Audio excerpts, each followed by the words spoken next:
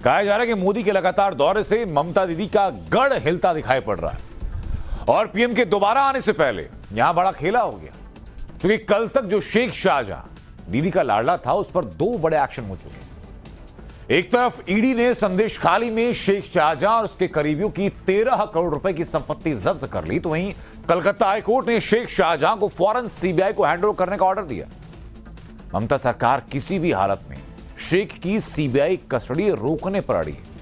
आखिर दीदी को किस बात का डर है, इसका उत्तर दिखाते हैं आपको सवाल पब्लिका की दूसरी एक्सक्लूसिव रिपोर्ट में।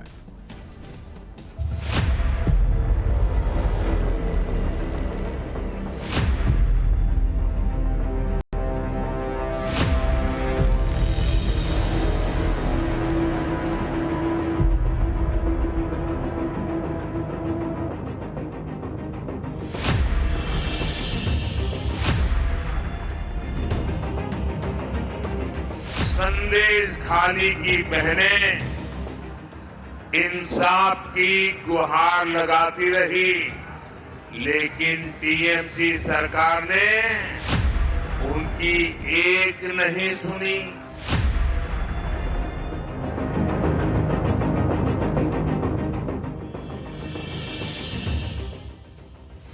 बंगाल की धरती से प्रधानमंत्री नरेंद्र मोदी के हुंकार के 72 घंटे भी नहीं हुए, संदेश खाली की माता बहनों को इंसाफ की किरण नजर आने लगी। संदेश खाली के गुनहगार को सीबीआई कस्टडी का ऑर्डर हो गया। कलकत्ता हाईकोर्ट ने शेख शाहजहां को सीबीआई को सौंपने का आदेश दिया। साथ ही ईडी अफसरों पर अटैक केस की बंगाल पुलिस की जांच पर भी रोक लगा दी।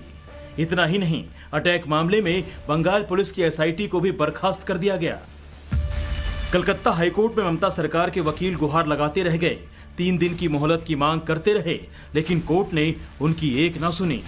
आदेश में साफ साफ लिख दिया कि शेख शाहजहां को मंगलवार शाम 4:30 बजे तक सीबीआई को हैंडओवर कर दे। साथ ही केस से संबंधित तमाम दस्तावेजों को भी फौरन सीबीआई को सौंपने का ऑर्डर दे दिया। बंगाल में अभी अभी जो कोलकाता हाईकोर्ट का आदेश आया है कि टीएमसी के शाहजहां का मामला तुरंत प्रभाव से सीबीआई को ट्रांसफर किया जाएगा, इसके विषय पर मुझे लगता है सत्यमेव जयते के अलावा और कोई भी बात कही ही नहीं जा सकती। 55 दिनों की फरारी और हाईकोर्ट की फटकार के बाद आखिरकार 29 फरवरी को बंगाल पुलिस ने शेख शाहजहां को गिरफ्तार किया था। तस्वीरें उस वक्त की हैं जब शेख शाहजहां को पुलिस कस्टडी में वशीरहाट कोर्ट में पेशी के लिए लाया गया। कुर्ता पायजामा में दूध सी सफेदी वाली चमक है। ऐसा लग रहा है मानो ये बंगाल पुलिस की कस्टडी में नहीं बल्कि पुलिस इसे स्कॉट दे रही हो। मीडिया के सवाल पर हाथों का इशारा, बॉडी लैंग्वेज ऐसे कि मानो शेख शाहजहां गुनहगार कम, अदाकार ज्यादा लग रहा था। गिरफ्तारी के फौरन बाद बंगाल पुलिस ने जांच स्टेट सीआईडी को सौंप दी थी, लेकिन बीजेपी बार बार आरोप लगा रही थी कि ये सब कुछ शेख को बचाने के लिए किया जा रहा है और रिमांड में भी ममता की पुलिस उसे 5 स्टार ट्रीटमेंट दे रही है। जिस स्टाइल से वो चल रहा है और जिस ढंग से पुलिस वाले उसके पीछे चल रहे हैं, तो ऐसा प्रतीत होता है कि इससे पुराने जमाने में कहा जाता था ना कि बा अदब बा मुलायजा होशियार शाहजहां साहब जलवा अफरोज हो रहे हैं। कहीं से नहीं लग रहा था कि बेबसी जरा भी उसके चेहरे पे है, खौफ जरा भी उसके चेहरे पे है, गिरफ्तारी का कोई भाव उसके चेहरे पे है। ऐसा लग रहा था कि वो बाकायदा जलवा अफरोज हो रहे हैं। बीजेपी के 5 स्टार कस्टडी वाले दावे और पेशी के दौरान शेख की ये हेकड़ी वजह भी है। इसके लिए आपको टाइम्स नाउ नव भारत के स्टिंग ऑपरेशन का वो हिस्सा जरूर देखना चाहिए, जिसमें टीएमसी का एक वार्ड अध्यक्ष खुफिया कैमरे पर पूरी गवाही दे रहा है। ममता बनर्जी मुख्य नहीं है तो कौन है? शाहजहां शेख मुख्यमंत्री है, इतना पकड़ है उसका। बाप रे, इंटरनेशनल लॉ। हाथ कंगन को आरसी क्या, स्टिंग के कबूलनामे में टीएमसी का वर्कर ममता बनर्जी के बजाय शेख शाहजहां को पश्चिम बंगाल का सीएम करार दे रहा है। समझना मुश्किल नहीं कि शेख शाहजहां को लेकर बीजेपी 5 स्टार वाले दावे क्यों कर रही है। तो वहीं शेख बंगाल पुलिस की ही कस्टडी में रहे, इसकी कोशिश में ममता सरकार का पूरा महकमा लगा रहा। लेकिन अब शेख से जुड़े केस की जांच सीबीआई के हाथों में आ चुकी है। ईडी ने हाईकोर्ट में मामले की सीबीआई जांच की मांग की थी। हाईकोर्ट ने 3 जांच सीबीआई को सौंपने का ऑर्डर दिया, जिसमें नजात और बनगांव थाने में दर्ज एफआईआर की जांच भी सीबीआई करेगी। सीबीआई ने शेख शाहजहां की खातिरदारी की पूरी तैयारी कर ली है। बाकायदा सवालों की लिस्ट रेडी है। कौन अफसर शेख से कौन सा सवाल करेगा, ये भी तैयार है। सूत्रों के मुताबिक सीबीआई का सवाल होगा, ईडी अफसरों पर अटैक किसके इशारे पर हुआ, राशन घोटाले का कमीशन कहां तक जाता था, अब तक कितने रोहिंग्याओं को शरण दिया गया, रोहिंग्या को फर्जी दस्तावेज बनवाने में मददगार कौन कौन सफेद पोश थे।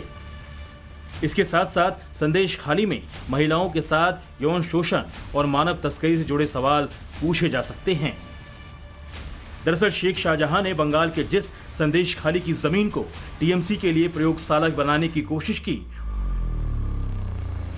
लेकिन संदेश खाली कांड से उठी आंच ने बंगाल की राजनीतिक जमीन को गर्म कर दिया है। सवाल पूछे जा रहे हैं कि मां माटे मानुष के दीदी के समीकरण को संदेश खाली से निकले गंभीर संदेश ने क्या पूरी तरह खंडित किया है। संदेश खाली की बहनें इंसाफ की गुहार लगाती रही, लेकिन टीएमसी सरकार ने उनकी एक नहीं सुनी। बंगाल में स्थिति ये है कि यहां पुलिस नहीं बल्कि अपराधी तय करते हैं कि उन्हें कब सरेंडर करना है, कब गिरफ्तार होना है। राज्य सरकार तो चाहती नहीं थी कि संदेश खाली का गुनहगार कभी गिरफ्तार हो। मुद्दा महिला सुरक्षा के साथ ही लॉ एंड ऑर्डर का और विकास का भी है। संदेश खाली की हालिया तस्वीरों को बीजेपी बंगाल में ममता के गवर्नेंस मॉडल के तौर पर रख रही है। बीजेपी पैन इंडिया लेवल पर 2024 की चुनावी हवा में संदेश खाली इंडी गठबंधन के गवर्नेंस मॉडल की बानगी के तौर पर दिखा रही है, क्योंकि संदेश खाली की घटना से बड़ा सवाल पश्चिम बंगाल में महिलाओं की सुरक्षा को लेकर खड़ा हुआ। बीजेपी इसके पीछे सबसे बड़ी वजह ममता की तुष्टीकरण की राजनीति को मानती है। संदेश खाली कांड से बीजेपी ममता पर अपराधियों को प्रश्रय देने का आरोप भी लगाती रही है और ममता दीदी के मां माटी मानुष को बस कोरा नारा बताती है।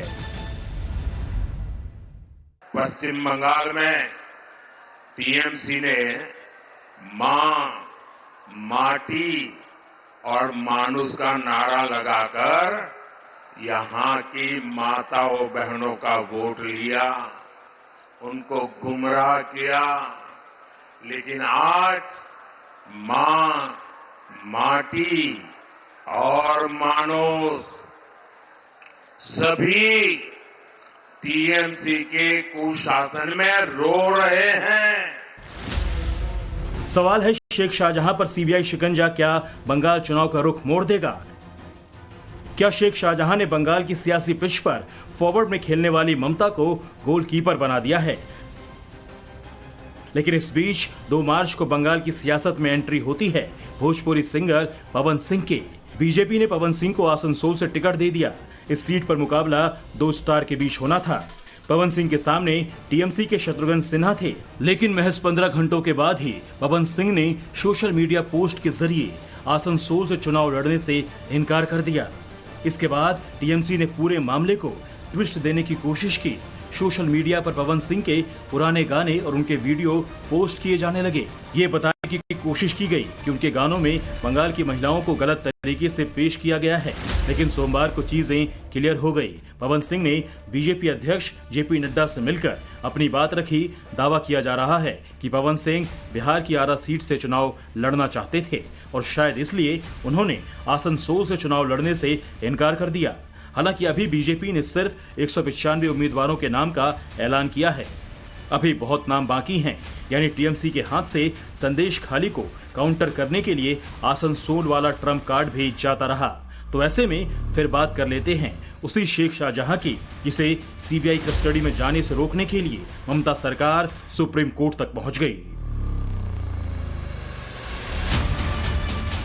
दरअसल बंगाल में 70.54% हिंदू, 27.01% मुस्लिम और 2.45% दूसरे धर्म के लोग हैं और ममता बनर्जी शेख पर कोई भी फैसला लेने से पहले इस 27.01% का पूरा सियासी गुना भाग सेट कर लेना चाहती थी। जानकार कहते हैं कि शेख शाहजहां को लेकर ममता सरकार की इस टेंशन की बड़ी वजह बंगाल की डेमोग्राफी भी है।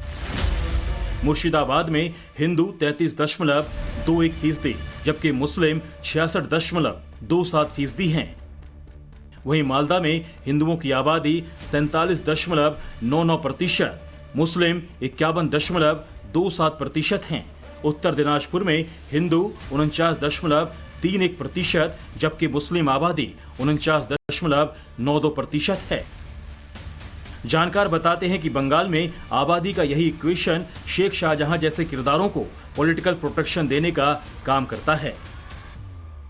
ब्यूरो रिपोर्ट, टाइम्स नाउ नव भारत।